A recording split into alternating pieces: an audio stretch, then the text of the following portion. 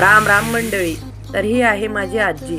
तर ही आज ज्वारीचे पापड बनवत आहे, अगदी पारंपरिक पद्धतीने बरं. अशा प्रकारे ज्वारी सडून कशा प्रकारे ती उखळात सडत आहे, तुम्ही आवाज ऐकला ना. आत्ताचे मिक्सर यापुढे फिके आहे तो. पूर्वीच्या स्त्रियांना किती अवघड कामं होते ना. इथे आजीला लक्षात आलेलं आहे की मी व्हिडिओ बनवत आहे, तर किती छान भरून पदर घेतला ना. अशा प्रकारे भरून पदर घेणारी ही शेवटचीच पिढी म्हणायची. पूर्वी काय दिवस होते ना, किती छान सगळे मिळून आनंदाने गुण्यागोविंदाने राहायचे. आता काय, पुढची पिढी शहराकडे वळली आणि जुनी माणसं गावाकडेच राहून गेली. पण कितीही शहरीकरणाकडे गेलात तरी ही जुनी माणसं ती जुनीच असतात किंवा ते ओरिजिनल असतात.